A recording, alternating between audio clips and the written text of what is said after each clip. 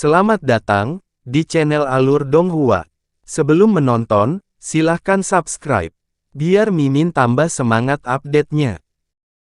Jika aku tidak bisa memilih, maka aku lebih suka menyimpan ramuan roh ini untuk putaran pertukaran berikutnya, jawab Hanli dengan alis berkerut.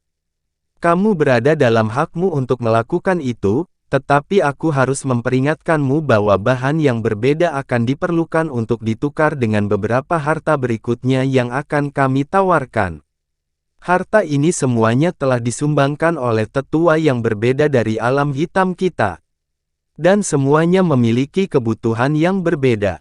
Oleh karena itu, tidak ada jaminan bahwa Anda akan dapat menukar dua harta bahkan dengan ramuan roh Anda ini jika Anda melewatkan Heaven Match Bell ini, kata sosok bertopeng emas itu.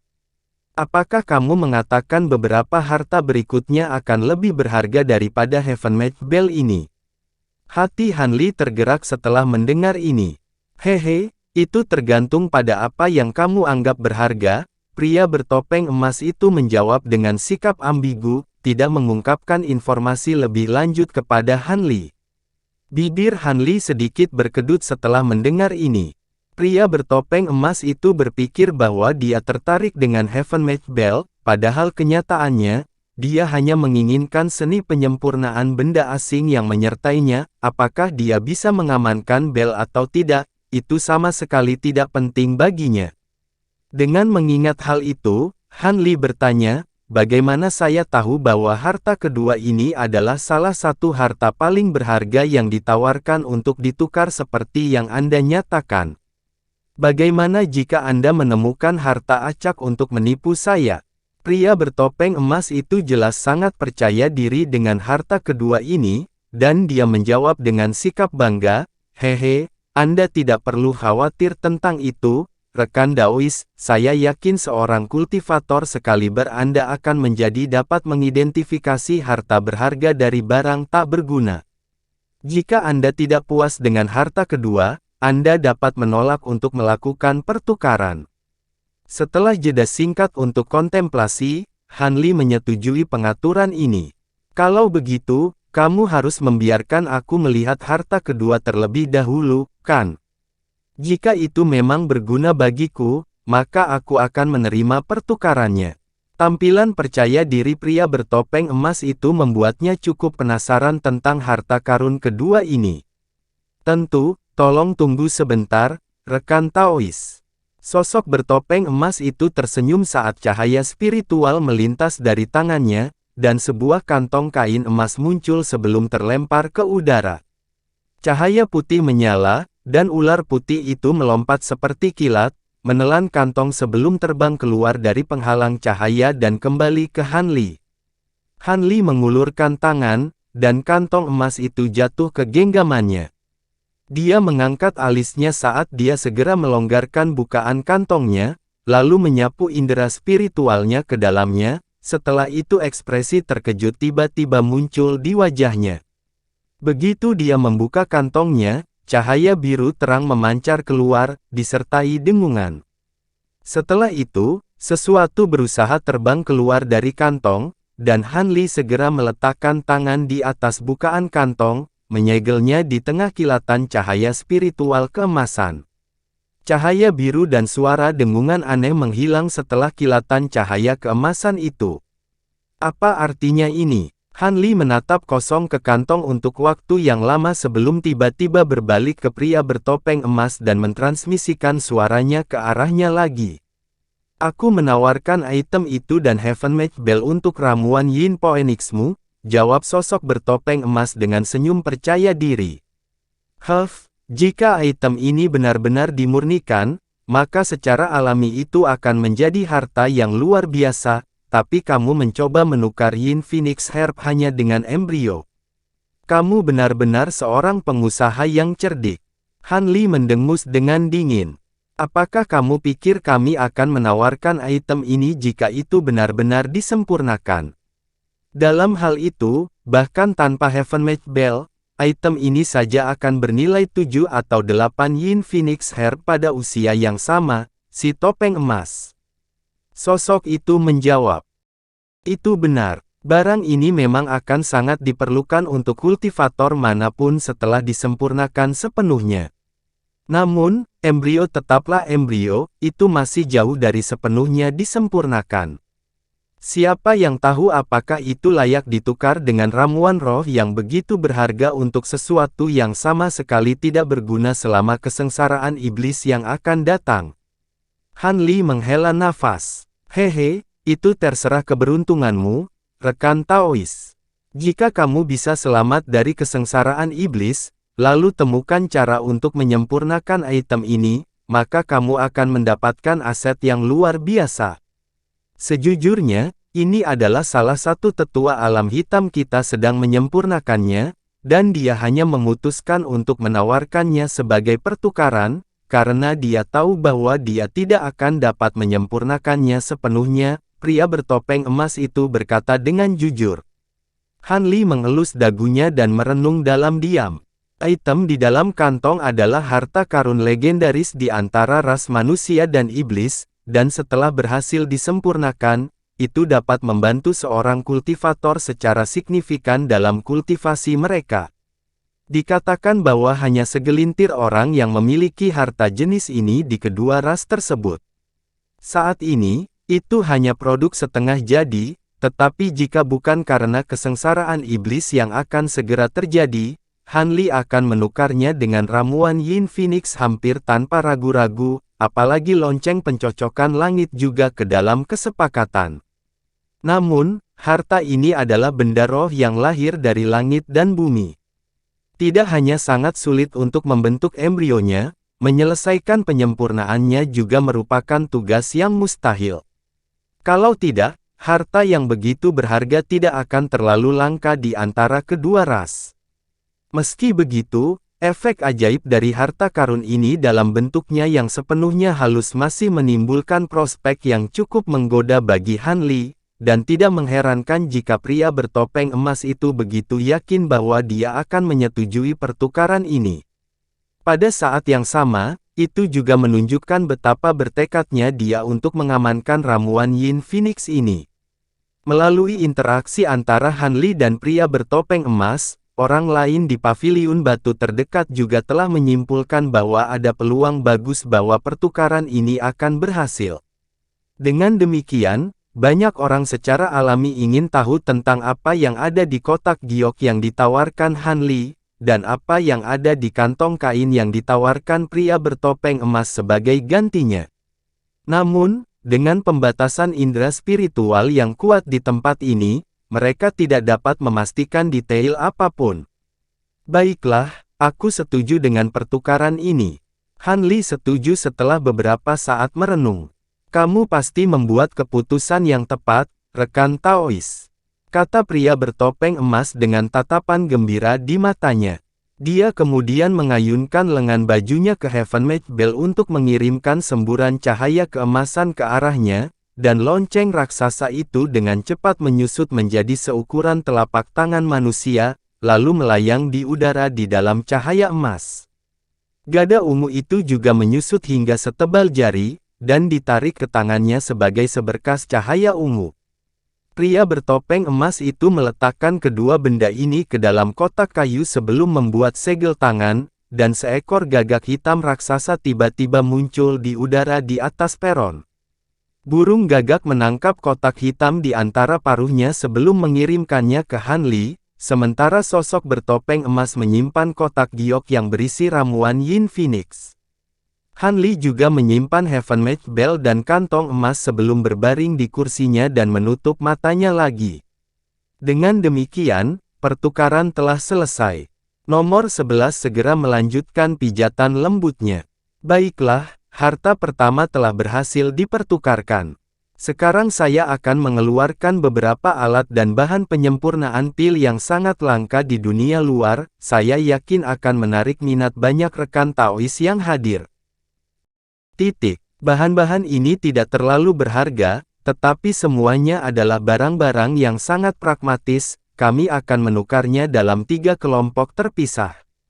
Harap diperhatikan, saya sekarang akan menampilkan daftar item baru yang kami cari sebagai ganti materi ini. Jika lebih dari satu orang mengincar satu kumpulan materi, maka saya yang akan memutuskan pertukaran mana yang lebih menguntungkan untuk alam hitam kita, pria bertopeng emas itu mengumumkan. Pada saat yang sama, dua slip batu giok muncul di tangannya, dan dia melambaikannya di udara bersamaan. Karakter kuno yang melayang di udara mulai berubah, dengan beberapa item asli menghilang, sementara banyak item baru juga ditambahkan ke daftar. Pada saat yang sama, layar cahaya lain muncul di samping yang sudah ada, dan layar itu menampilkan 3 kumpulan material yang ditawarkan oleh alam hitam untuk ditukar, yang jumlahnya benar-benar mengejutkan. Sangat jelas bahwa materi ini sangat populer, dan begitu dipajang, banyak orang segera mulai menawarkan pertukaran, dan suasana hening di aula segera ramai. Adapun Hanli, dia hanya melihat dan tidak menunjukkan niat untuk membuat penawaran apapun. 3 kumpulan bahan dengan cepat dipertukarkan, dan barang berikutnya yang disajikan pria bertopeng emas cukup mengejutkan Hanli. Ini adalah kelompok yang terdiri dari 7 wanita manusia yang sangat cantik, yang masing-masing berada di tahap pendirian yayasan atau lebih tinggi, dan mereka semua memiliki konstitusi khusus yang membuat mereka menjadi mitra kultivasi ganda yang sangat layak. Mereka semua masih sangat muda, dan hanya pengasuhan minimal yang diperlukan untuk mengembangkan mereka menjadi selir yang luar biasa atau mitra kultivasi ganda, jadi tentu saja ada banyak minat yang ditunjukkan kepada mereka juga. Setelah banyak persaingan, seorang pria berjubah ungu misterius mengamankan barang ini dengan sepotong besi ringan yang mendalam sebagai gantinya. Setelah itu, alam hitam mengeluarkan harta utama kedua untuk ditukar, yang merupakan bendera kuning kuno. Itu adalah harta yang sangat kuat yang ditinggalkan oleh sosok perkasa saat umat manusia pertama kali memantapkan dirinya di alam roh. Bahkan hingga hari ini, sosok perkasa itu masih sangat terkenal, dan dikatakan bahwa harta karun tersebut memiliki kekuatan yang luar biasa. Selain itu sangat serbaguna dan dapat digunakan sebagai inti dari formasi super, atau hanya digunakan sebagai senjata melawan musuh dalam pertempuran. Bahkan Hanli tergoda oleh harta ini, tapi sayangnya, pria bertopeng emas itu memberikan daftar hanya 3 harta lainnya sebagai ganti barang ini, yang masing-masing tidak kalah berharga dari bendera ini, dan itu adalah rintangan bagi mereka yang tertarik dengan harta karun itu. Secara kebetulan, salah satu dari orang yang hadir benar-benar memiliki salah satu dari 3 harta yang ditetapkan, dan dia tidak hanya mengamankan bendera kuning, setelah beberapa barter, juga mendapatkan sejumlah besar batu roh tambahan sebagai gantinya. Ini adalah individu misterius yang diselimuti awan kabut darah, dan Hanli dengan ekspresi penasaran. Setelah itu, pria bertopeng emas mengeluarkan beberapa barang yang diproduksi di suku kayu dan ras roh, dan semua barang ini memiliki kegunaan khusus. Karena itu, mereka sangat menarik bagi pengunjung konvensi yang hadir, dan menawarkan barang-barang yang dibutuhkan oleh alam hitam untuk ditukar. Beberapa harta utama dibawa keluar oleh pria bertopeng emas sesudahnya, yang semuanya sangat terkenal dan memiliki kemampuan yang tidak kalah dengan Heavenmade Bell dan bendera kuning kuno. Selain itu, harta ini memiliki kemampuan pertahanan yang mencengangkan atau kemampuan ofensif yang luar biasa, jadi mereka jauh lebih berguna daripada 2 harta yang disebutkan sebelumnya, dan memberikan jalan pintas yang fantastis untuk meningkatkan kekuatan seseorang. Dengan demikian, seluruh aula menjadi heboh karena semua orang bersaing untuk mendapatkan harta karun ini. Harta karun terakhir adalah kipas pembelah laut, yang peringkatnya sedikit di atas bagian tengah paket di Chaotic Myriad Spirit Roll. Dikatakan mampu memindahkan gunung dan sebagian lautan, memiliki kekuatan yang tak terbayangkan. Lebih dari 20 kultivator mengeluarkan semua jenis bahan dalam tumpukan dalam upaya untuk mengamankan harta ini, dan pada akhirnya, pria bertopeng emas memilih orang yang telah menawarkan bahan paling banyak, dan menukar kipas pembelah laut. Untuk bahan-bahan itu, serta beberapa harta yang lebih kuat. Han Li juga tertarik, tapi sayangnya, harta itu ditukar dengan beberapa kristal legendaris yang berharga daripada obat roh, dan Han Li tidak memiliki kristal itu. Setelah transaksi itu, semua barang yang telah disiapkan alam hitam telah ditukar, dan tidak ada satupun yang harus dilelang untuk mendapatkan batu roh. Ini adalah indikasi yang jelas bahwa alam hitam telah melakukan pekerjaan rumah sebelumnya dan sangat menyadari apa yang diinginkan semua orang. Sosok bertopeng emas itu jelas sangat senang dengan proses sejauh ini, dan dia mengumumkan, semua yang ditawarkan alam hitam kita telah ditukar, sekarang saatnya untuk segmen pertukaran gratis dari konvensi. Jika Anda memiliki item yang akan menarik bagi alam hitam kami, saya ingin meminta Anda mempertimbangkan untuk menawarkannya kepada kami untuk ditukar. Adapun aturannya, sama seperti biasanya, hanya maksimal 3 orang yang diizinkan masuk ke panggung untuk menampilkan item yang ingin ditawarkan untuk ditukar, dan terserah Anda untuk menegosiasikan semua persyaratan. Alam hitam kami tidak akan ikut campur sama sekali selama segmen ini. Baiklah, dengan ini saya umumkan dimulainya dari segmen pertukaran gratis.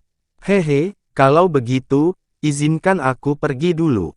Begitu suara sosok bertopeng emas itu menghilang, suara seram tiba-tiba terdengar. Setelah itu, seberkas cahaya hitam melesat keluar dari salah satu paviliun batu, dan setelah beberapa kilatan, cahaya itu muncul di udara di atas penghalang cahaya putih. Ini adalah pria berjubah abu-abu dengan seluruh tubuhnya diselimuti gumpalan cahaya hitam yang aneh. Huff, kamu benar-benar terlihat seperti sedang terburu-buru, rekan Taois. Aku juga akan naik panggung bersamamu.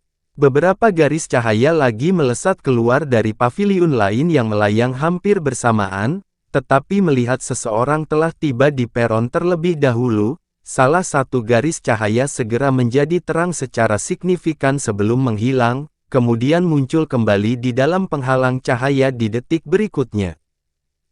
Ini adalah sosok elegan yang diselimuti lapisan cahaya 5 warna. Itu adalah seorang kultivator wanita. Teriakan tajam terdengar dari seberkas cahaya lain, dan itu sedikit kabur sebelum menggandakan kecepatan, tiba di platform batu di depan para pesaingnya.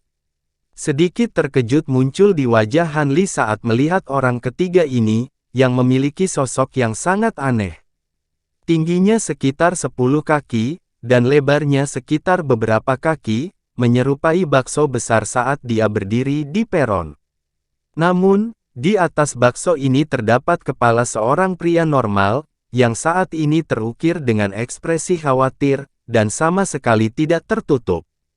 Semua orang terlalu lambat, dan dipantulkan oleh penghalang cahaya putih, mencegah turun ke peron. Silakan kembali sekarang, sesama Taois, Anda bisa kembali di babak berikutnya, kata pria bertopeng emas sambil menangkupkan tinjunya dengan hormat. Orang-orang di luar penghalang cahaya sangat enggan untuk pergi, tetapi hanya bisa pergi dengan sikap tidak puas. Pria berjubah abu-abu yang turun ke peron pertama-tama tertawa terbahak-bahak.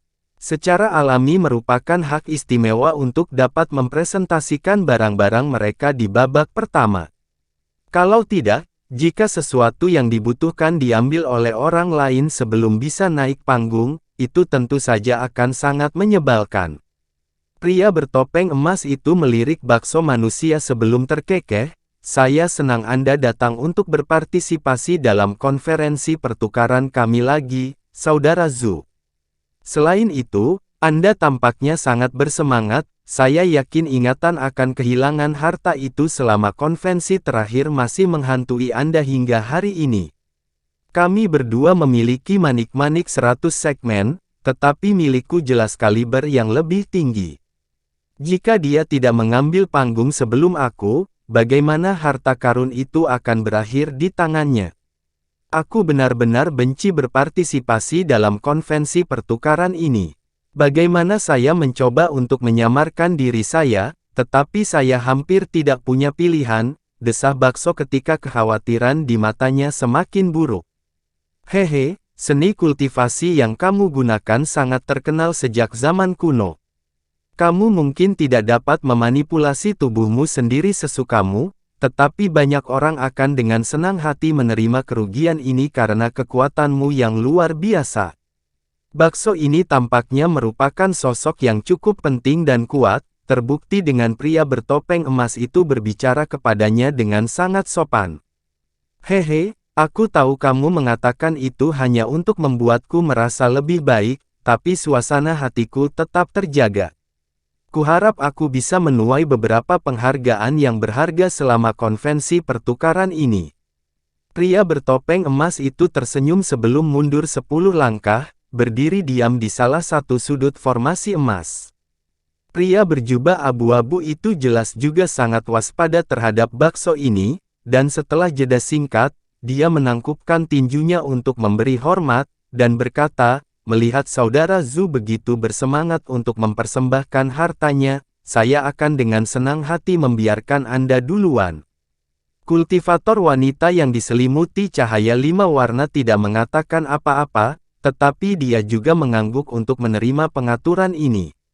Kalau begitu, terima kasih, rekan Taois. Bakso membalas hormat pria berjubah abu-abu itu sebelum tiba-tiba menepuk perutnya, lalu membuka mulutnya untuk mengeluarkan botol kecil putih berkilauan yang mendarat di tangannya. Ada 3 bola Golden Crow True Flames di sini, dan aku hanya akan menukarnya dengan zoisia tulang emas atau ramuan meridian palsu selama ribuan tahun, dengan 1 bola api ditukar untuk setiap tanaman roh, Bakso mengumumkan. Golden Crow True Flames, apakah itu benar? Bagaimana kamu bisa mendapatkan api roh sejati seperti itu? Jika dia yang menawarkannya, maka apinya kemungkinan besar nyata.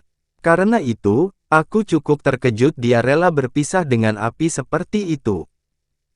Pengumuman itu segera menimbulkan kehebohan di seluruh aula, dan setelah sesaat terkejut, Han Li mengelus dagunya saat ekspresi kontemplatif muncul di wajahnya. Spirit Engulfing Heavenly Flames-nya telah menyerap gumpalan api roh sejati ini dari burung-burung iblis di pegunungan Golden Demon, dan itu telah meningkatkan kekuatan secara signifikan. Jika kultivator iblis ini benar-benar memiliki jenis api roh sejati ini, dan dia memiliki 3 bola api seperti itu, maka itu akan membuat api surgawi yang menelan roh menjadi jauh lebih kuat. Sayangnya, dia terdengar sangat bertekad untuk hanya menerima 2 jenis obat roh yang telah dia nyatakan, dan Han Li tidak memiliki keduanya, jadi dia merasa sedikit frustrasi. Pria bakso membuka tutup botol kecil, lalu menepuk bagian bawah botol, dan 3 bola api putih yang menghanguskan terbang keluar dari dalam. Ketiga bola api itu kemudian berubah menjadi trio gagak api putih yang terbang mengelilinginya. 3 Fire Raven berwarna putih murni, dan ada rune perak samar yang berputar-putar di sekitar tubuhnya. Panas terik segera memenuhi seluruh penghalang cahaya, menyebabkannya sedikit bergetar secara tidak stabil. Itu benar-benar Golden Crow True Flames. Jika seseorang menggunakan seni kultivasi atribut api untuk menyempurnakan api ini, mereka akan sangat diuntungkan. Lebih banyak obrolan terdengar dari segala arah, dan serangkaian mata iri dan serakah jatuh pada 3 gagak api putih. Indera spiritual setiap orang telah sangat dibatasi, tetapi semua peserta konvensi yang hadir memiliki mata yang sangat tajam, dan bahkan dari jarak sejauh ini, mereka dapat menentukan dengan relatif pasti bahwa ini memang Golden Crow True Flames.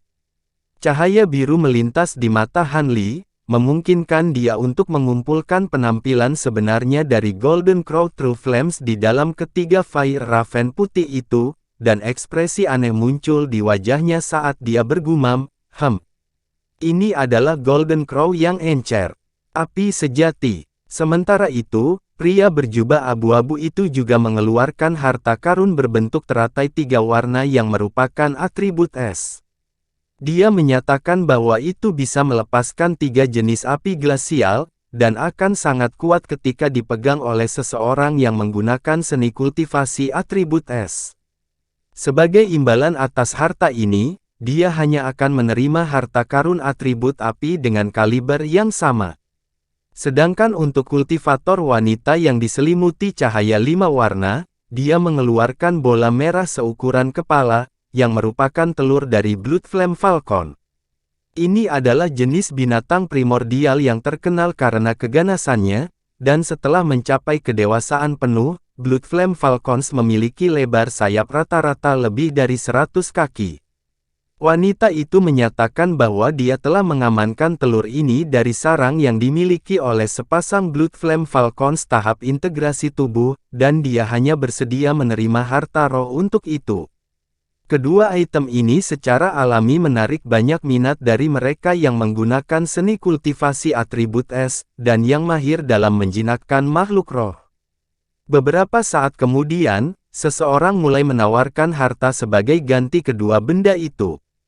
Adapun dua item yang diminta oleh Bakso, jelas sangat berharga, dan meskipun ada banyak orang yang tertarik dengan Golden Crow True Flames miliknya, tidak ada yang menawarkan obat roh yang dia minta. Pria berjubah abu-abu dan item kultivator wanita sama-sama ditukar dengan item yang memuaskan, dan tatapan khawatir Bakso hanya semakin dalam setelah melihat ini.